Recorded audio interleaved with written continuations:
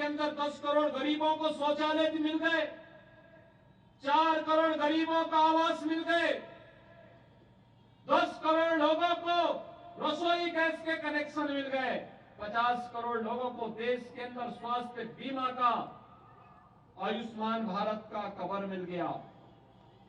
Corona कालखंड में 80 करोड़ लोगों को 3.5 वर्ष से फ्री में राशन की सुविधा का लाभ भी मिल रहा है और आगामी 5 वर्ष तक इसे चालू रखने के लिए प्रधानमंत्री जी ने घोषणा पहले ही कर दी है। भाइयों बहनों, ये गांव, ये गरीब, ये किसान, ये नौजवान, महिलाएं, दलित, वंचित, वनवासी, जनजातीय, ये कब कांग्रेस के एजेंडे के हिस्से थे? कांग्रेस में तो उनके नेता एक ही बात कहते थे कि देश के संसाधनों पर पहला अधिकार मुसलमानों का है। कांग्रेस के जिम्मेदार लोग तो यही बात करते थे। भाइयों बहनों, मोदी जी ने ठीक इसके विपरीत कहा। मोदी जी ने कहा नहीं, देश के संसाधनों पर देश के गरीब का अधिकार है, देश के वंचित का अधिकार है, देश के दलित का अधिकार है, देश के नागरिकों का अधिकार है। और भाइयों बहनों, इसके लिए उन्होंने नारा दिया था, सबका साथ, सबका विकास। ये वेलफेयर की स्कीम है, ये गरीब कल्याणकारी योजनाएं हैं, बिना भेदभाव के समाज के हर तबके को मिलेगी और समाज के हर तबके को देने के लिए जिस मजबूती के साथ कार्य करना प्रारंभ किया, आज उसके परिणाम देश के अंदर देखने को मिलते हैं। मोदी जी के लिए तो 142 करोड़ की आबादी का भारत ही उनका परिवार है। कांग्रेस के लिए भाई बहन यही उनके परिवार का हिस्सा है। वो इससे बाहर नहीं उभर सकते, लेकिन मोदी जी 142 करोड़ की आबादी को अपना परिवार मानते हैं। और इसलिए भाइयों बहनों, हम आपके पास आए हैं कहने के लिए, कांग्रेस विकास नहीं करा सकती। 40 वर्ष से कांग्रेस के विधायक, कांग्रेस के सांसद, कांग्रेस का राज देश के अंदर और प्रदेश के अंदर सर्वाधिक समय तक कांग्रेस ने शासन किया। लेकिन अभी हम देख रहे थे छिंदवाड़ा एयरस्ट्रिप, बहुत छोटी सी पटरी। भाइयों बहनों, जहां का मुख्यमंत्री हो रहा हो, केंद्र सरकार में मंत्री रहे हो और विकास पीछे, विकास का कोई नहीं, अपना विकास स्वयं करा लिया हो और छिंदवाड़ा के विकास के बारे में कोई सोच न हो, इसको आप क्या कहेंगे? और इसीलिए आज मैं आपसे आह्वान करने के लिए आया हूं। कांग्रेस विकास नहीं करा सकती, गरीब कल्याण नहीं करा सकती, आतंकवाद की समस्या का समाधान भी नहीं कर सकती, कम से कम आस्था का ही सम्मान कर देते। वो अभी तो नहीं किया। कांग्रेस ने तो, आप मुझे बताइए, काशी में काशी विश्वनाथ धाम प्रधानमंत्री मोदी जी के मार्गदर्शन और नेतृत्व में आज बन गया है। भाइयों बहनों, आज से 6 वर्ष पहले काशी में बाबा विश्वनाथ का दर्शन करने के लिए जब श्रद्धालु जाता था, 5 श्रद्धालु एक साथ नहीं जा सकता था, और आज 50,000 श्रद्धालु एक साथ आ जाए तब भी दर्शन कर लेगा। भव्य धाम बन गया है। कांग्रेस के समय में उत्तराखंड में केदारनाथ पूरी तरह अप्राकृतिक आपदा की चपेट में आ गई थी। मोदी जी ने केदारपुरी का फिर से पुनरुद्धार करवा दिया। भाइयों बहनों, सोमनाथ मंदिर के पुनरुद्धार का कार्य हो, सुंदरीकरण का कार्य हो, या फिर महाकाल के महालोक की अनुभूति,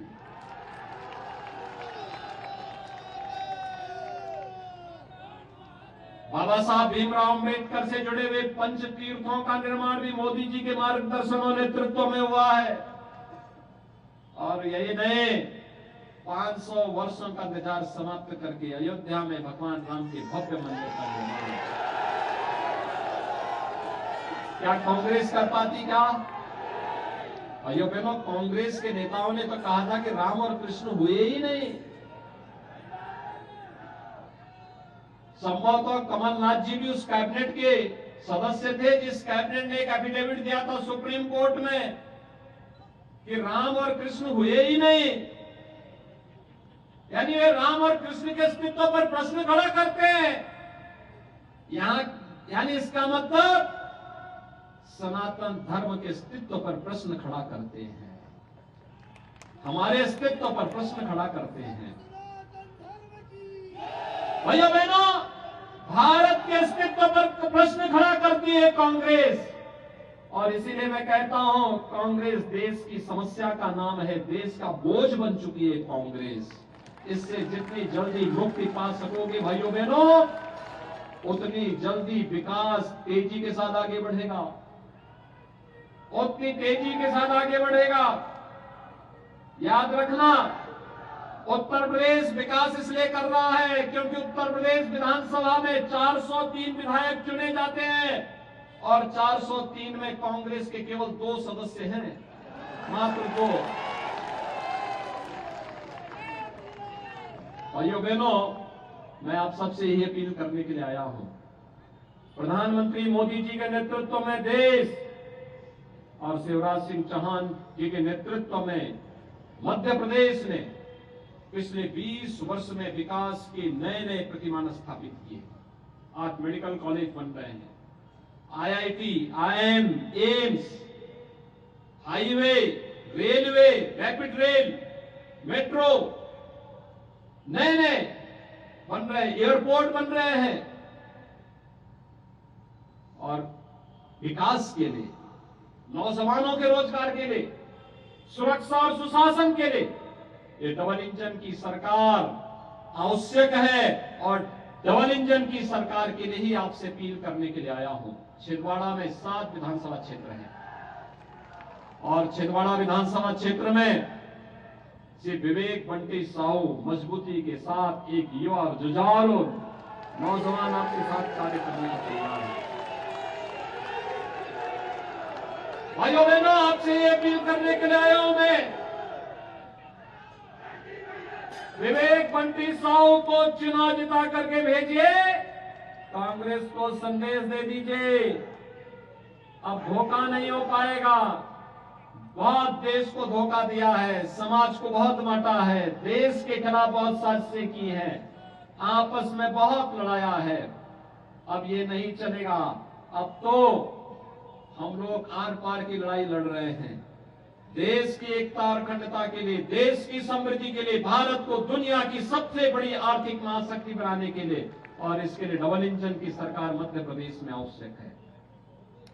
भाइयों बहनों, जब हम लोग अयोध्या राम मंदिर आंदोलन चलाते थे, कांग्रेस के लोग हंसते थे, कहते थे क्या कर लेंगे, हम कहते थे मंदिर बनाएंगे।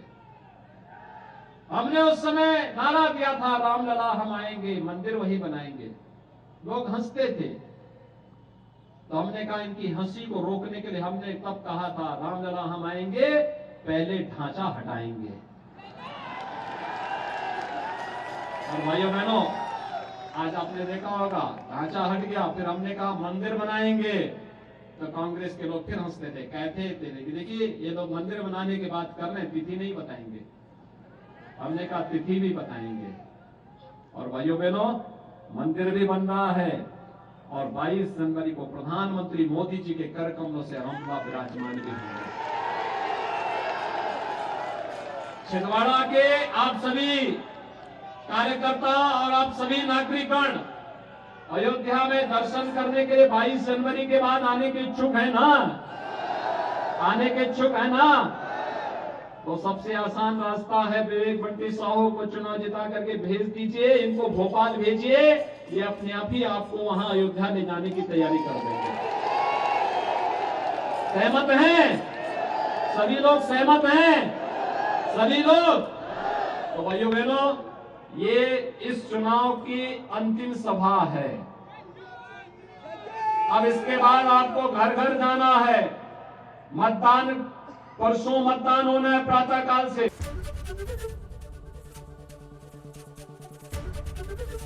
एबीपी गंगा, खबर आपकी, जुबान आपकी।